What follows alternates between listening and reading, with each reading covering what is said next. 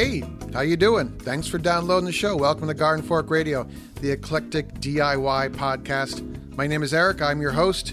I have a podcast and also a YouTube channel, similar mindset, similar name. It's called Garden Fork. Just type in the Garden Fork there. Today, I want to share with you 4 of the YouTube channels that I watch on a regular basis. I'm often, there's millions of hours of content to look at, and then the YouTube algorithms has a 10% success rate with the homepage on my iPad when I watch more YouTube than I watch regular television, actually. And I am frustrated sometimes in trying to find stuff that I think is not clickbait and interesting and learning in some way. And I thought, well, maybe you all might want to hear some of that. If you don't, you could skip to the next Garden Fork Radio podcast. It's not the usual thing you hear from someone telling you to skip their podcast, but I'm honest. So here we go. I also would like to do one about some TV. Well, TV as in stuff I watch on the Apple TV box, namely Netflix and Apple Plus. But and PBS as well. But we'll do a show on that, and then if you all would send me some show suggestions as well for YouTube, that would be great. All right. The first one is the Save It for Parts channel because I just have it in my head. The guy's name is Gabe. He is actually from a small town in Alaska and lives in Minnesota now. He has a master's in computer science, and he is another version of me, but way smarter. Just as much of a cluttered workshop as me. Some more interesting stuff. He has his computer background and a mechanical background. And he basically, a lot of stuff, he runs across, there's a salvage electronics store in Minneapolis, St. Paul somewhere. And I think they have several stores. And he bought the parts of a telescope except the mount. And so he put together this kind of 70s era mirror telescope, which I remember those. I was like, I never figured out how they worked, but some of my friends' parents had one, And so he made a series of videos about that. And he's trying to get his camcorder to work on it and his iPhone. And I like it because it's so, authentic isn't the right. It's just honest. It's him trying to make stuff work and, hey, come along for the ride. And, you can leave comments and he reads the comments and he works from those. So I just think that's kind of fun. And some of the videos he does stuff. He's carving out a cave in sandstone. He has a friend who has a piece of property outside of Minneapolis, St. Paul, and they call it Sandland. And they are carving tunnels through sandstone, which is a solid rock, but evidently easy to carve through.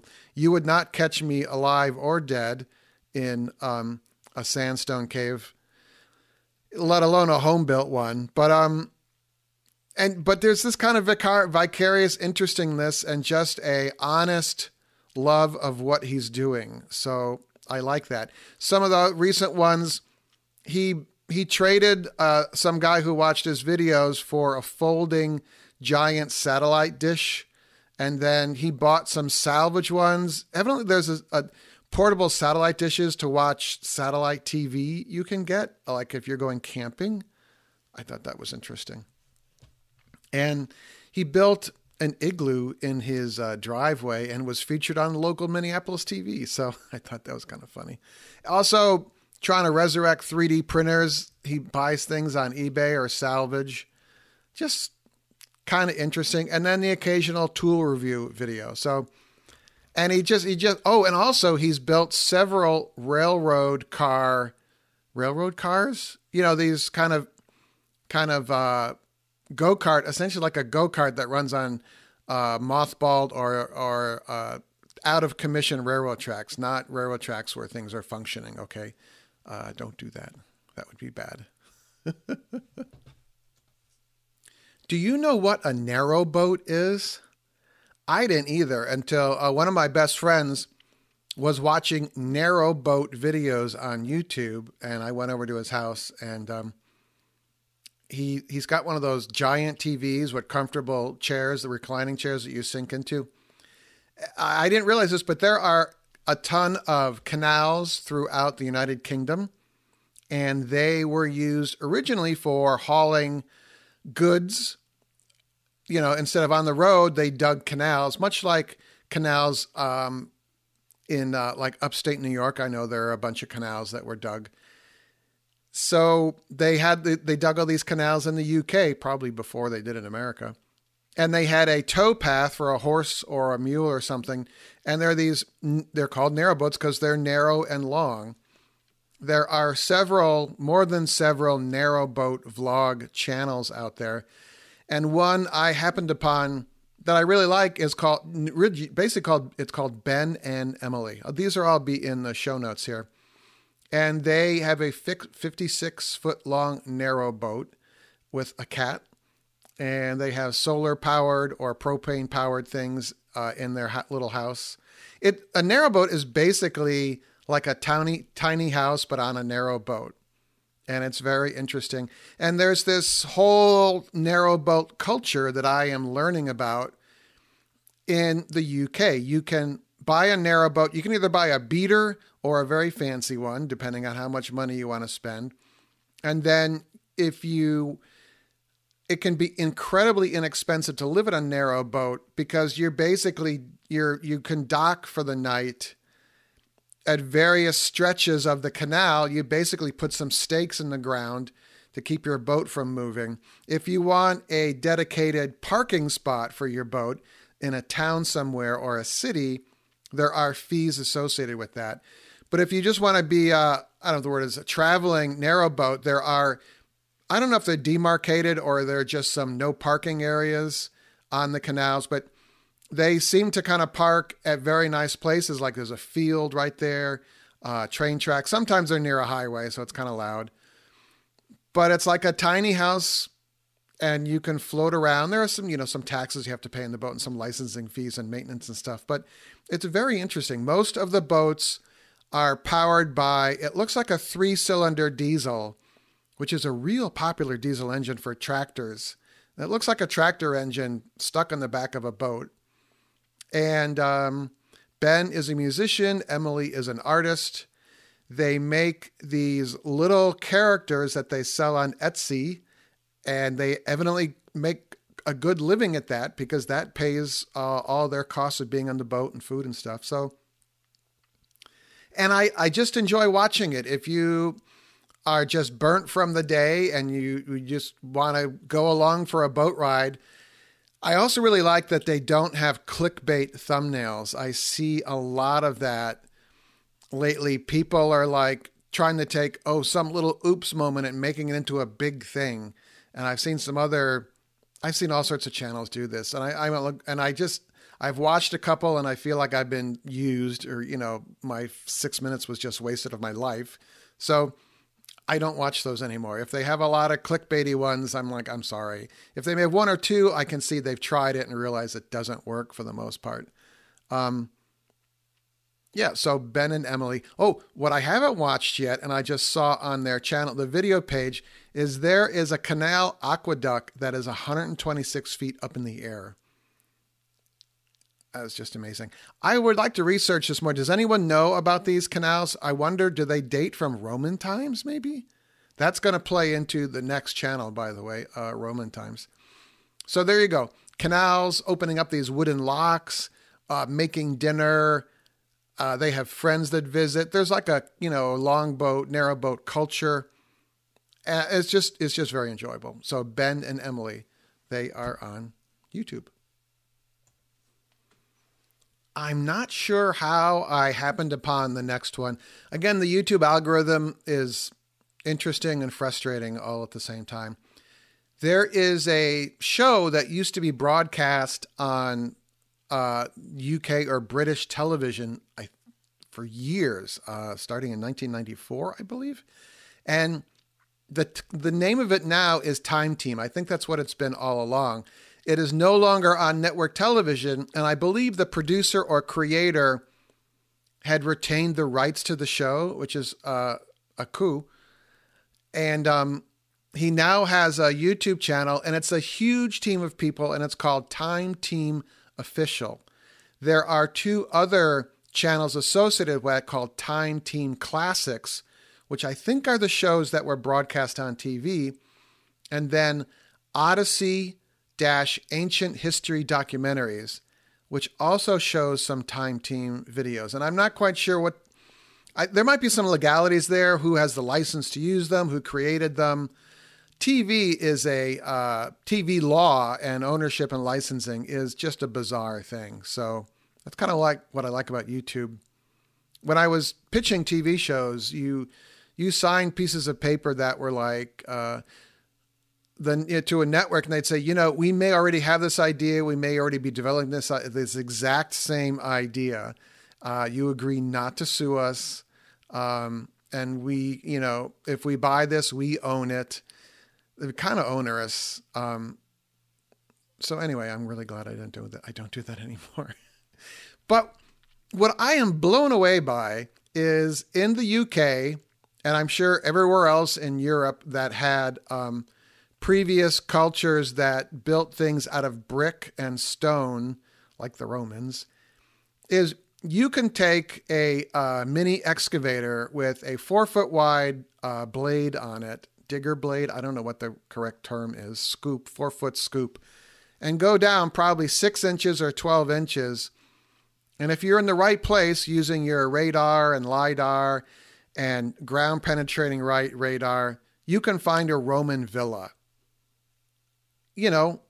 What the heck is that all about? And so I kind of like, I'm a bit of a closet archaeologist nerd. Well, no, I'm not in the closet anymore about that.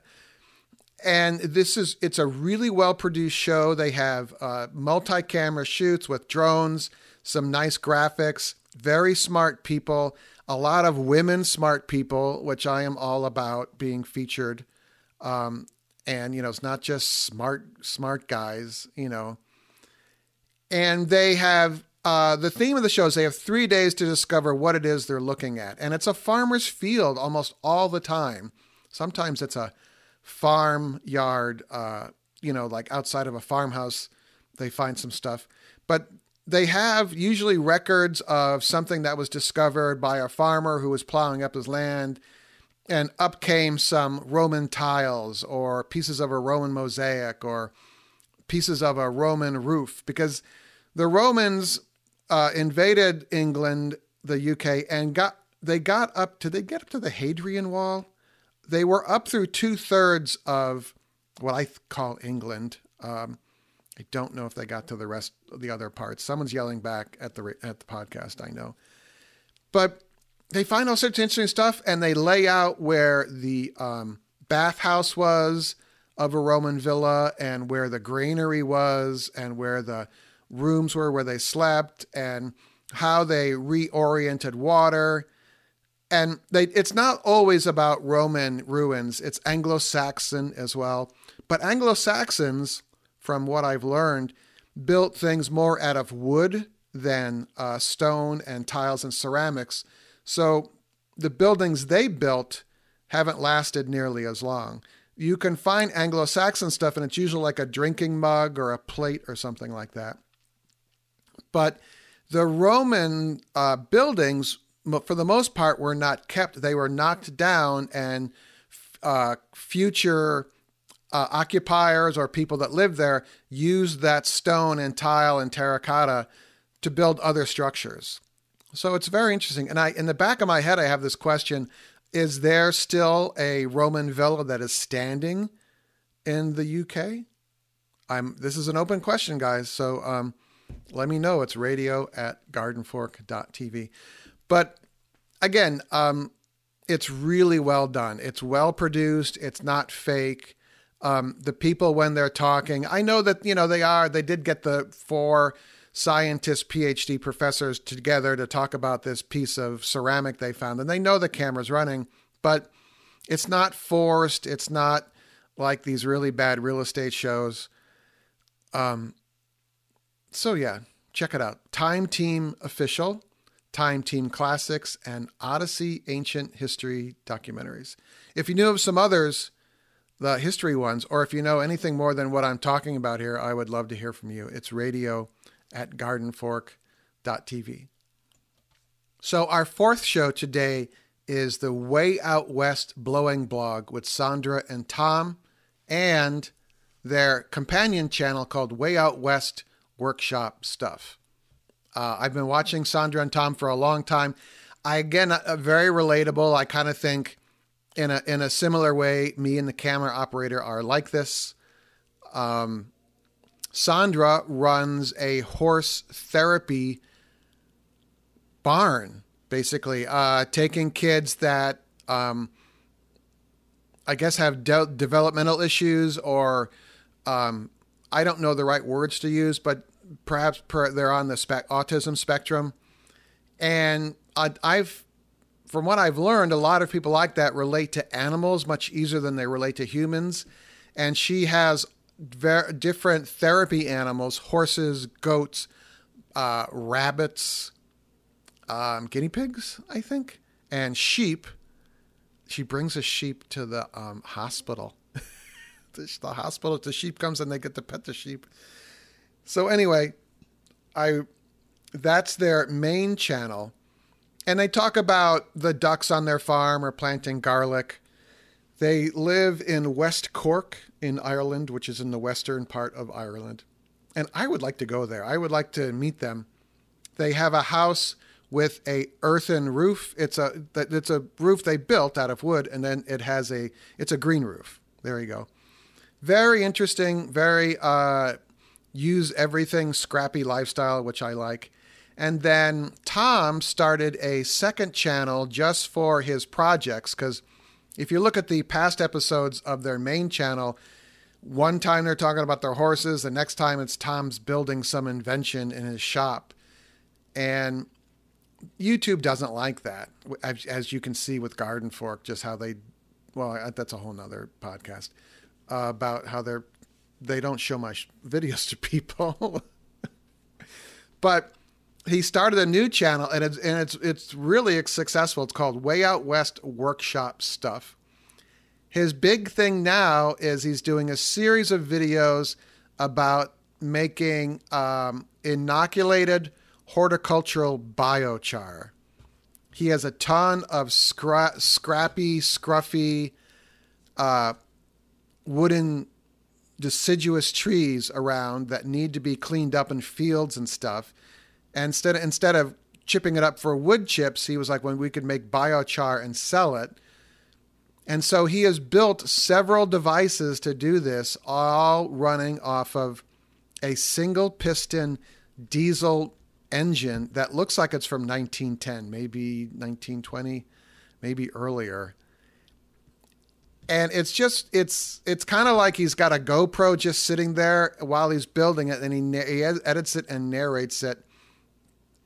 And I really like it. It's just like, wow, how do you think of that? So he's an engineer. I don't know if he's an engineer by training. He is a full-time farmer / engineer. They sell garlic, and he wanted another income stream because, like, YouTube's really an income stream, if you believe that. So he thought, hey, what about biochar? So he did a deep dive on it. They are farmers. They do garlic every year, and they sell a lot of it. They have quite a garlic operation, all hand done or with farm animals. The draft horses that Sandra has are used to pull trailers and stuff. He does not own a tractor. Yeah, I know. I own a Kubota tractor, and I'm like, why don't you just use a tractor for that? And I'm like, oh, because he doesn't own a tractor for that. So there you go. Way Out West Blowing blog, and then Way Out West Workshop Stuff. Neat, huh? So I posted a podcast a week ago about my path to an antidepressant, and I don't really want to give I thought in a month I would give an update about that. So I am cautiously optimistic about how it's working. I'm taking Wellbutrin. I'm taking a generic version of Wellbutrin. The copay on a 30-day supply was $4, and that is fantastic considering what some pharmaceuticals charge, can cost now. And I like it because you can onboard to it quickly, and if you for some reason don't want to take it or can't because you have, like, a friend of mine had an allergic reaction to Wellbutrin, and they needed to stop taking it right away. you can stop taking it fairly quickly. Again, I'm not a doctor, so check with your doctor first. But so far, positive result. I just don't really want to talk about it too much until I've had a month or two of living with it. But living has been pretty good. So there is a bonus YouTube show. Because, of course, you knew I had to do that. Because once I overshare, just ask my friends. Hey, real quick, if you want to help support the show, use our my Amazon links, or go to my Amazon store. I got a lot of stuff that I use. I don't put stuff on the Amazon store unless I use it or I know about it. It's amazon.com/shop/gardenfork. If you start your shopping there, check out what I think is good on Amazon. Or actually, if you start your shopping there and you end up buying something else, I still get a referral fee for that, and that helps pay the bills here. Amazon.com/shop/gardenfork. The bonus show, I used to watch this years ago, and it's called Wheezy Waiter, WHEEZY, and then capital W, Waiter, WAITER, all one word. And it's another average white guy with a beard talking to the camera, and he has a main channel where he tries different things like I did intermittent fasting, I stopped drinking Diet Coke, stopped alcohol, working out for 900 days, stuff like this, and he's kind of funny, or I don't know if the word is kind of funny, but I don't know if he bills himself as a comedian or not. Some of it I've liked, some of it I haven't liked. But I didn't realize this, but of course the algorithm suggested I watch a video of his, and he has a secondary channel. It's called Wheezy News, WHEEZY, and then news, all one word. And it's titled "Stop Giving a S blah blah blah." They would stop giving a heck. And it's him in his basement, kind of cluttered video office, just talking to the camera for 6 minutes. And it gave me pause and ideas. Of course, there'll be a link to this in the show notes here. But if you type in Wheezy News, stop giving S and then the hashtag, they put those different special characters, make a swear word out of it. And one of them that it was like, stop caring about, and I've said this, stop caring about what other people think, just go do the thing. Because I often overthink the thing I want to do and whether people will like it or not. There's part of me that doesn't want to put my whole life on the internet, and that holds me back from doing stuff. I thought talking about the antidepressant was important. I think probably a third of the country is on an antidepressant. So it used to be that was something that wasn't talked about, and I think it's important. But anyway, I actually think his side channel or second channel, whatever, is better. If you like Matt Diavella, you will like the Wheezy Waiter channel. And his Wheezy News is a little more introspective, and I like that. And it got me to make this video because I've been thinking about doing a solo show about just YouTube channels I want to watch. And I'm like, well, it's a solo show. People like it when I have a guest or a co-host. And, do they really want to know what YouTube channels I watch? Because do I talk about YouTube too much? Am I over YouTubing? Do I talk about real life? So he's responsible for me making this show right now. And you spending a half an hour or maybe 15 minutes if you listen on 2-speed, because I know some of you do that. Anyway, think about that. So let me know your shows. It really helps to hear from you all about what I'm doing here. It's radio@gardenfork.tv. All right? Go out and do cool stuff. Make it a great day. Thank you.